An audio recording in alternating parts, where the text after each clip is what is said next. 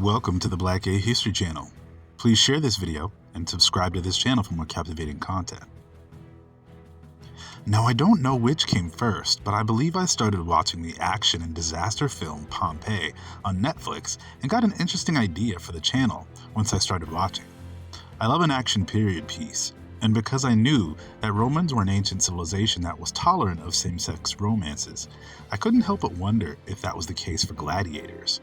African, Roman, and otherwise. And I found some incredible stories that prove African gladiators existed, and many would have been in same-sex relationships. In the film Pompeii, we are introduced to Roman gladiators fighting for their lives in an arena, who don't yet realize their entire city is about to be covered in volcanic ash and become a historic novelty that historians and scientists are still studying and marveling at today.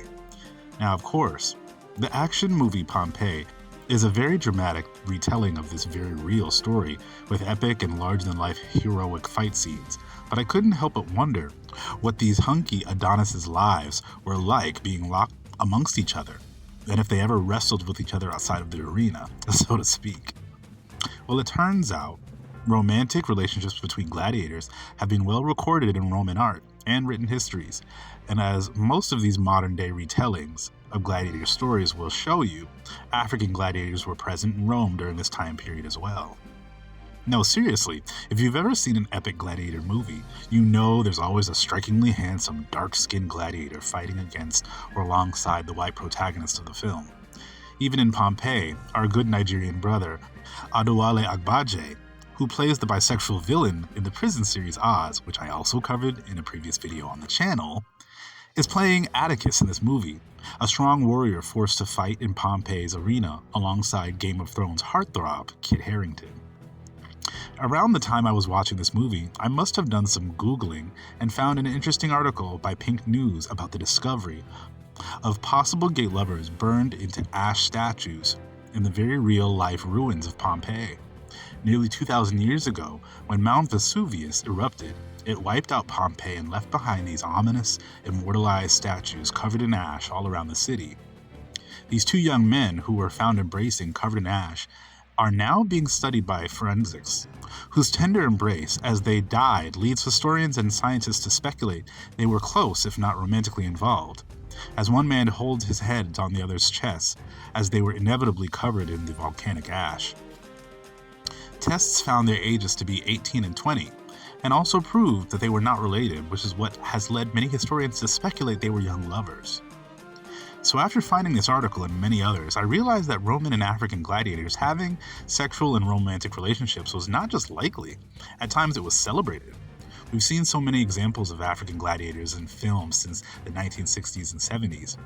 In one of the most renowned and classic gladiator films, Spartacus, which premiered in 1960, Woody Strode plays Draba, an African gladiator slave. Djimon Hounsou, one of the finest men to walk the earth, in my humble opinion, plays Juba in the 2000 epic and critically acclaimed film Gladiator alongside Russell Crowe. Interestingly enough, his character is a Numidian tribesman who's forced to fight in the arenas. Numidia was a real African kingdom which had territory divided between modern-day Libya and Tunisia, and this ancient kingdom had many conflicts with the Roman empires. So again, the more I research this topic, the more I'm even shocked at the amount of African involvement in ancient Rome, but I realize I shouldn't be.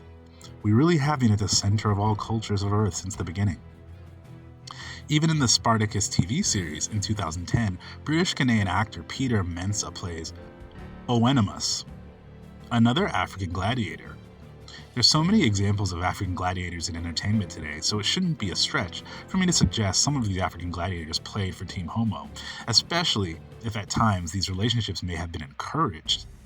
Though I did find it a little harder to find names of black gladiators, because there was less of an emphasis on race in the Roman history books, there are several popular African-born Roman historical figures mentioned throughout the histories.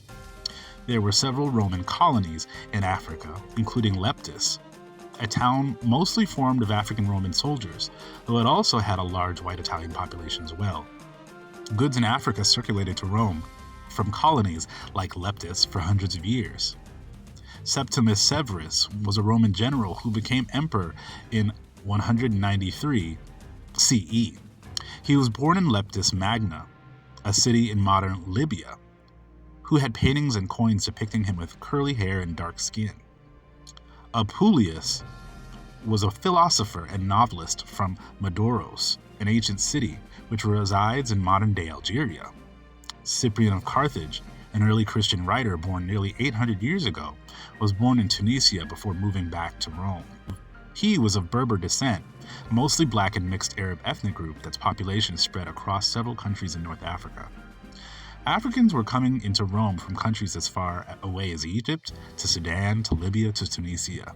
Some came as politicians, some as soldiers, some as slaves, and some would end up as gladiators, either as a profession or as a form of punishment for criminal offenses.